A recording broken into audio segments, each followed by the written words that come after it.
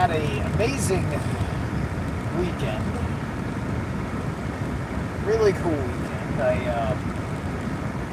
What's really awesome about the job site I'm at right now is that it's both down the street in one direction from this really, really good grocery store, which it doesn't have the best necessarily nutritious and organic options,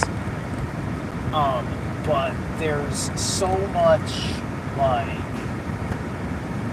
like in-store product kind of stuff, fresher vegetables and meats if you're omnivore like me.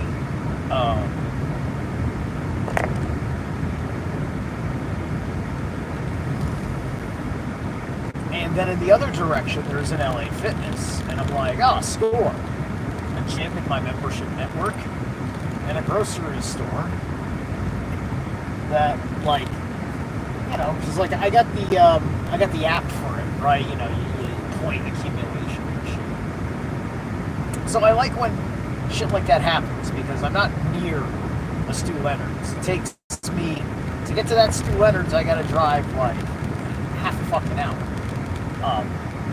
And this is one of the rare times where I'm just up there. So, working on being the most prepared man I can be, I have to think about things in my budget that I can pick up, have on the keep, so that way I don't have to fucking waste money in the future needing simple things. So I'm doing the department store, the Home Depot thing.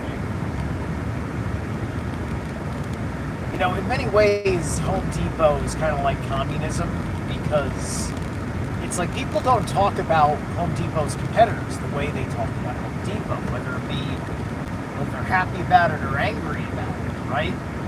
You know, it's just like there's a couple of Lowe's in the area, but really the only thing that's conveniently right there for me is a Home Depot, and then a Home Depot on the other side. Like literally I'm sandwiched. There's no Home Depot in my town, but in both cities next to my town there's a Home Depot. So if I'm just over the border in New York, I can go to Home Depot. If I'm just over the border into Stanford, I can go to Home Depot. So anyway, and right now, as far as I know, I barely need a thing, just PPE, and the rest is effectively covered. The last job I had to buy a number of things. Granted, no, I really just had to buy PPE, but the team had to buy a number of things. There were so many runs to get new fucking saw blades and all this other crazy shit. So anyway, this weekend comes to an end, or the week came to an end, and I'm able to go out, grab a killer lunch at that grocery store. I was able to go to the gym, rejuvenate, get the little bit of a workout that I needed out of the gym.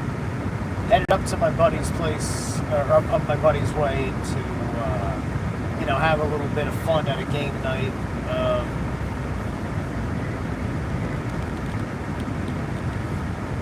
Then yesterday I ran a fuck ton of errands. Found out off the bat there was a metal and hardcore show happening 5 minutes from my fucking house.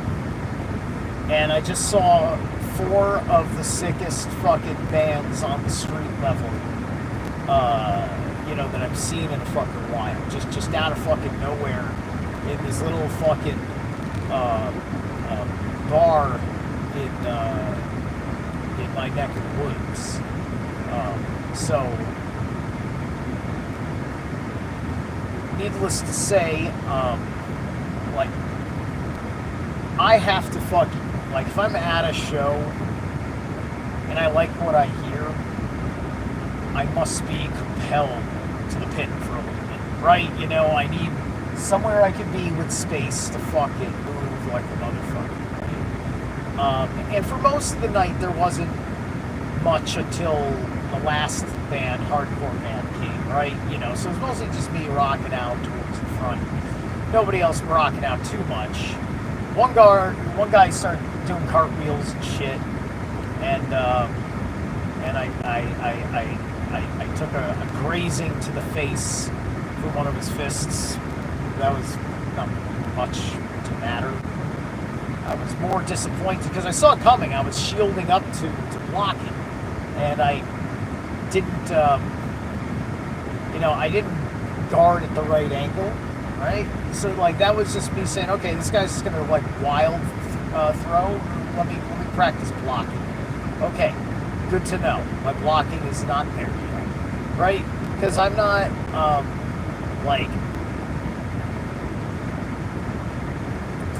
I'm not into the hardcore moshing when it's like MMA. You know, it's just like I'm good. It's everything's amazing except for the mosh pit. The mosh pit's a little bit of a liability.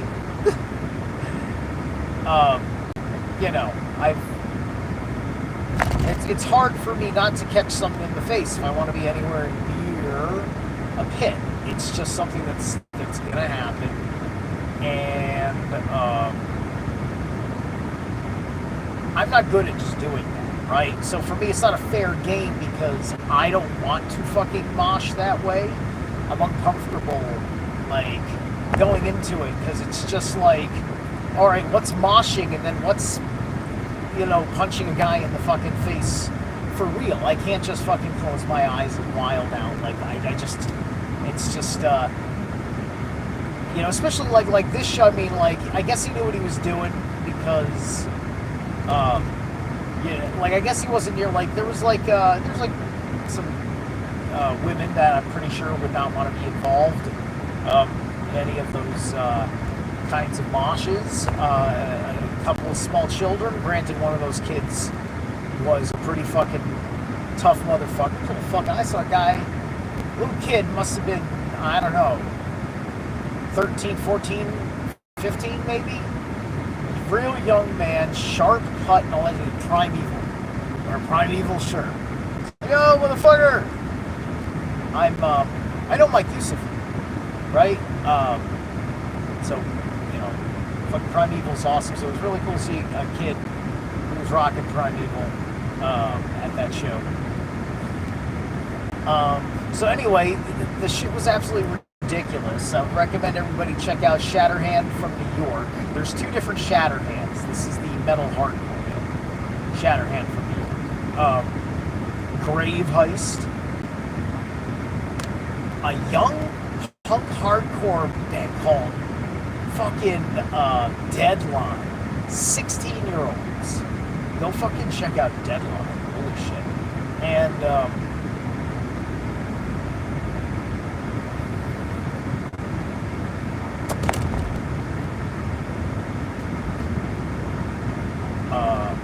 snap. Now, 4 bands. All of a sudden I'm missing. It's the one I bought the merch for too. Like, I had to buy the CD and a T-shirt. Spent $30 on Ritual Abuse, death metal hardcore, if you will. The song is about killing people, but oh my god, the scary ass fucking chops. Actually, like, except for Deadline was amazing, but they didn't have scary ass chops because they were more like punk hardcore in a very kind of classic sense. And the kid was wearing a Demolition Hammer shirt too. Fucking, what was the bassist? It was just like, okay, this kid's too cool for school. He's in a Demo Hammer shirt doing punk hardcore. Fuck yeah.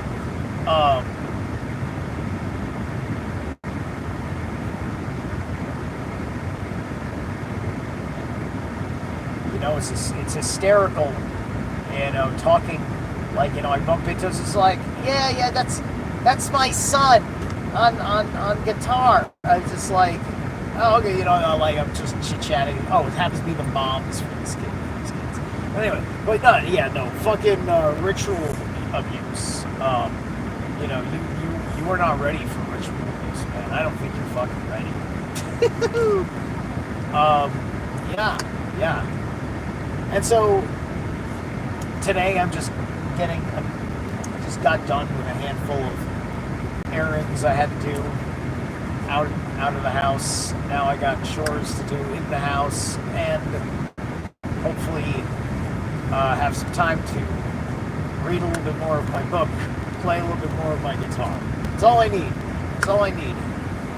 I have to fit all that into all sorts of stuff I'm doing so I can pretend that I'm actually going to go to bed at 8 o'clock and actually be slept.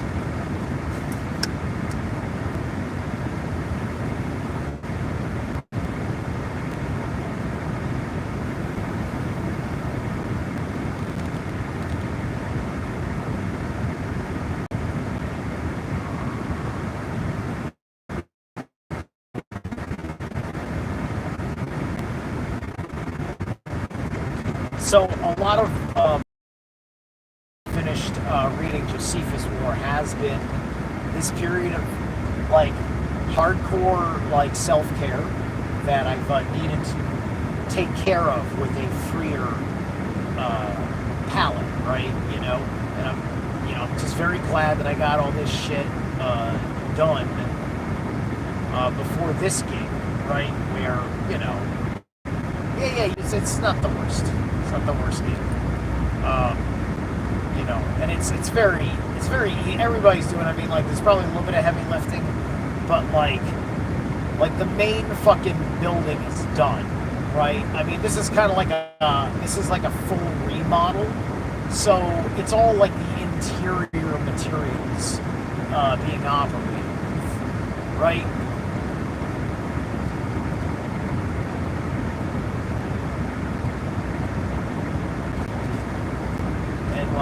Not even I am being asked to lift anything heavy. It's all just stuffing insulation foam in the floor.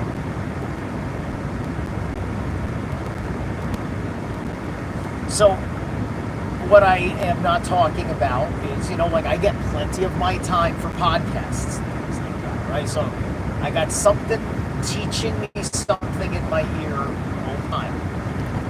This involves in my personal path work of always going back and reviewing Black Earth Productions content. A lot of people can't handle the idea that they can theoretically understand what somebody is saying in their channel and yet not understand what they're saying, right? When I listen to Black Earth Productions, this is speaking plain fucking English, but the terminological vernacular context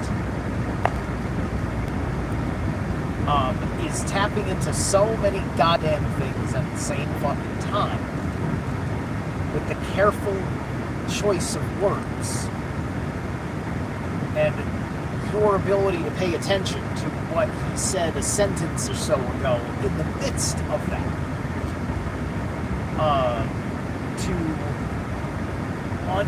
to process the actuality of somebody actually telling you something useful and new that you are going to be able to personally verify, and he doesn't have to fucking tell you too many fucking places to look, because just you finding the places to look is part of the verification that he was right. Right? So you listen again and again and again because you're just like, oh, right? Because you miss things that get strung together.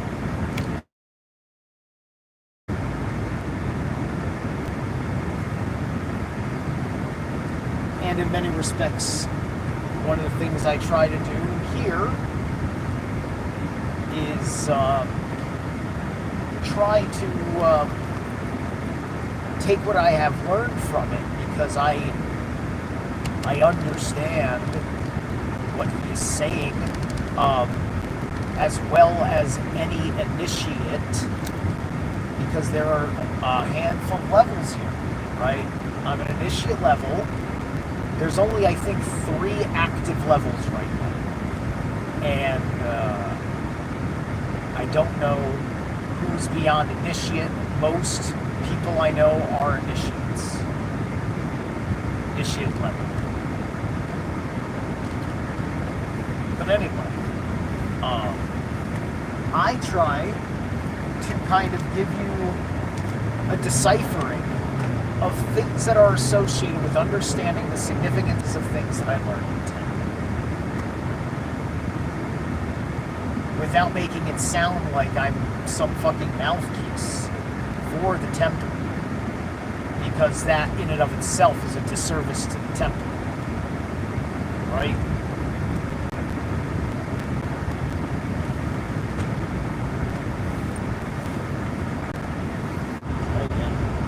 That is the weirdest place for the signal to cut out. I literally am at home.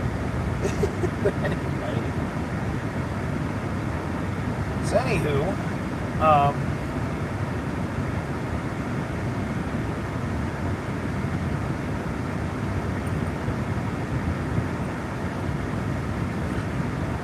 part of the reason why this matters is that, like, you have a certain sense that it matters. Right? But you don't know exactly how. Right? You know, like, what does it matter of what fucking alien did what 20,000 fucking years ago? Or did what any fucking period of time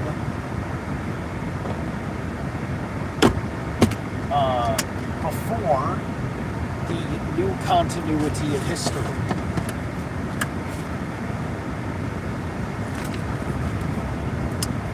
Because it's not just talking about something that was settled by our ancestors long ago and is of no concern.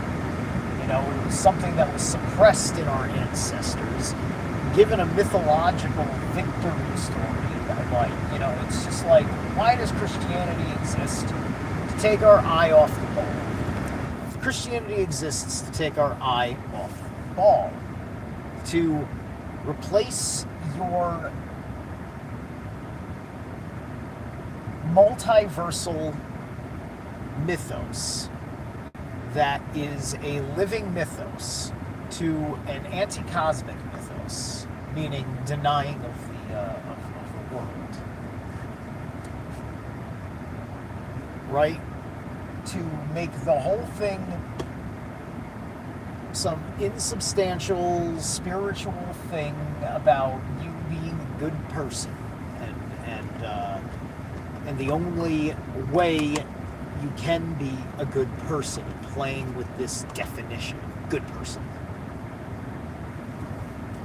And you get this sense of the grift in question.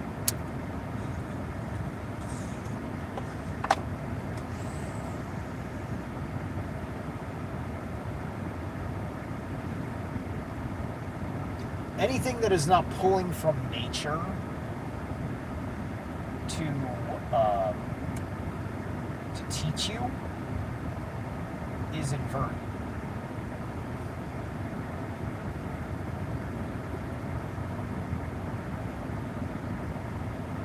Adam and Eve were a generation of a people separated from nature. And there was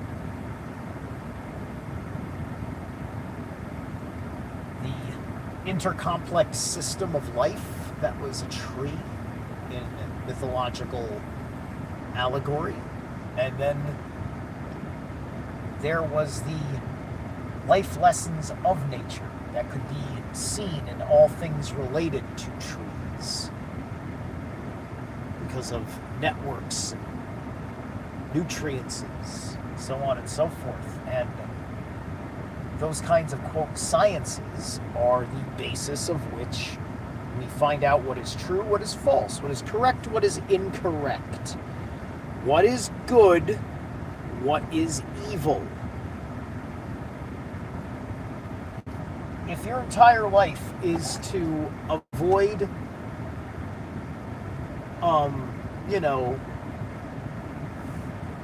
dying against your will, then you're gonna have to fucking pay attention to the world around you and how it's naturally going. Don't just step out into traffic. There's a natural path of traffic that you need to be aware of. There's a network, there's a system, there is an understanding of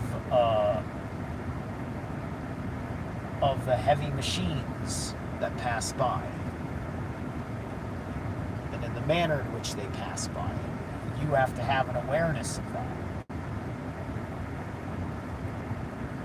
So that way you aren't consistently in need of a dependent.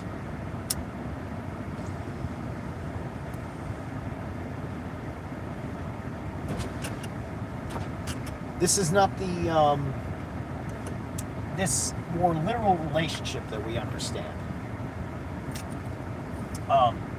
that we think is part of some hidden history of the Anunnaki. Well, it is, but it's still an overlay of mytho-history, as well as being carefully edited to seem like an absolute creation as opposed to a cycle beginning, while at the same time acknowledging cycles with the flood. And so theoretically, if you're an esoteric Christian, you are committing original sin. You want to get it right. You want to know right from wrong. Congratulations.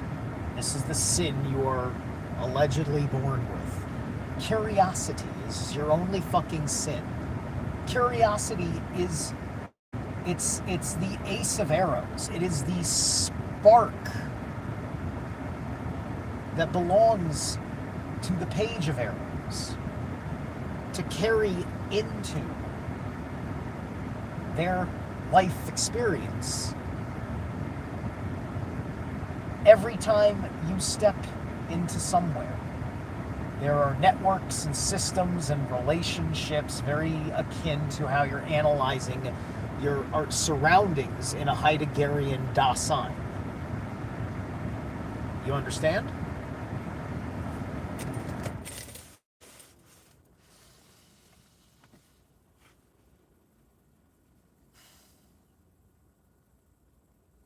So that's the tree, right?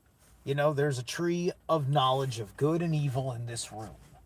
If you're a baby in a room, you have no idea yet that if you bump your head on that corner, it's going to kill you. So,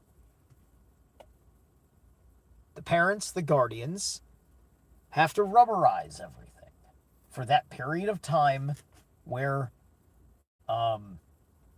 you're not used to, quote, sin yet. And so this is where they play on the codes of our infantilism. This is why they like our infantilism. They want you to never know right from wrong, which is an aspect of developing a mental illness. Because it's not just about morality, it's about the rationale, the logic, the wisdom behind your determinations of of what you're doing under the guides of those who are telling you what's up, right? You know, it's just like you might be handed, you're waiting for them to hand you a fruit. You cannot take of it. Now, nobody sat there and asked the questions. Well, okay, I can't take one. Could I ask? Is it all right if I ask? Because this is the Garden of Eden. You know, like you've given me absolute freedom. Except, is it okay if I ask once in a while? Right? But you know, you don't ask that because the tone is very specific. It's a whole self-evident thing, and there's nothing there's nothing to fucking argue and rationalize about. That would be fine if we're talking about something that is incomprehensible. A tree is very comprehensible. There's one outside right now. I'm looking at it. A very good concept of tree. And there's no point in that book where Adam and Eve had a fucking inner dialogue other than the snake theoretically being the inner dialogue of the desires of the reptilian brain. Being like, hey, go for it.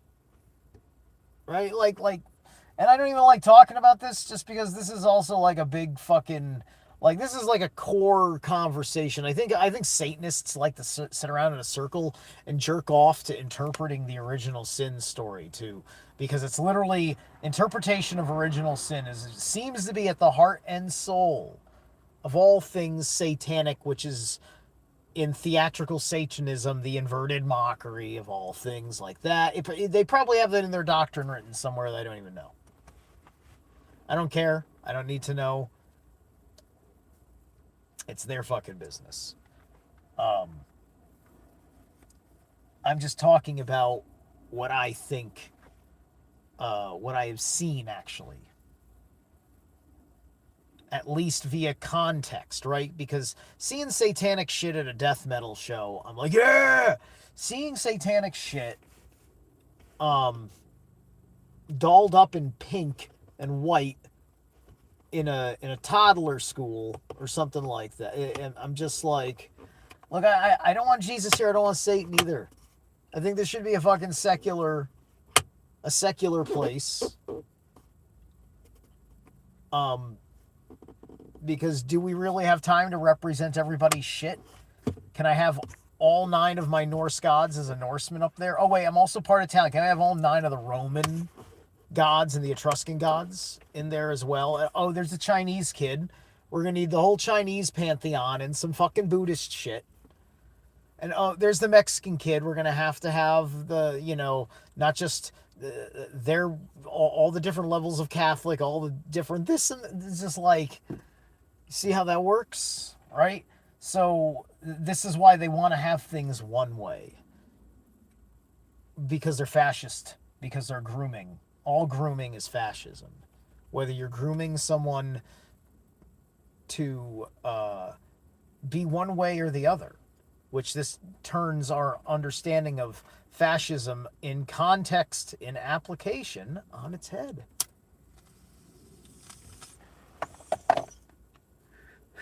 Teotihuacan. Correct. So, God, entrapment. What was the snake standing up about? That's an interesting question. Are we talking about why the snake had legs? Arms and legs? It's an interesting idea. It's also a little bit of an ironic idea because Yaldabaoth, the demiurge, is basically a lion-headed, like, serpent, like, or very, you know, or drag, you know, lion-headed dragon, whatever. So, you know, this is one reptilian punishing another reptilian and making it to crawl on its belly and such.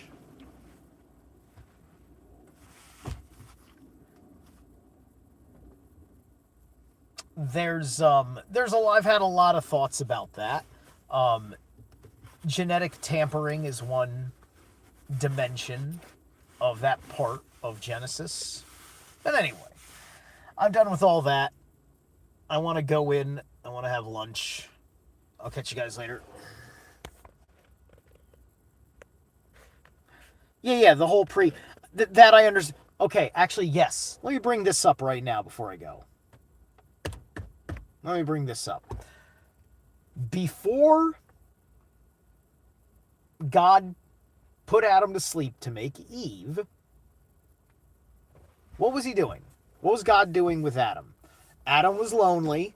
Adam needed a suitable helper, a suitable companion in doing God's work. So, did you know that God took all these animals, all these creatures, other creatures, and said, will this be a good companion? Was God having Adam fuck every animal? Was Adam's genetics the key to the chimerism? Is this where chimerism came from? Because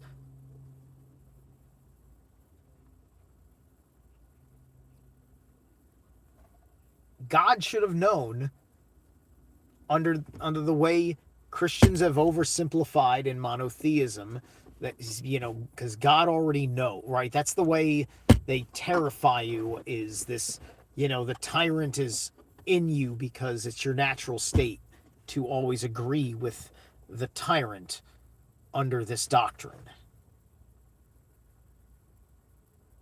Okay? So there was a compatibility check. Some kind of compatibility check that one can only speculate was one way or the other with Adam. Nothing was compatible, and Lilith has been taken out of the story. Now we have this genetic derivative taken from the side.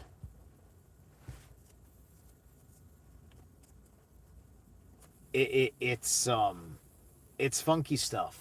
It's funky stuff. Needs to be thought about. Go check out those passages in Genesis 2 or 3 or whatever. All right. I'll catch you later.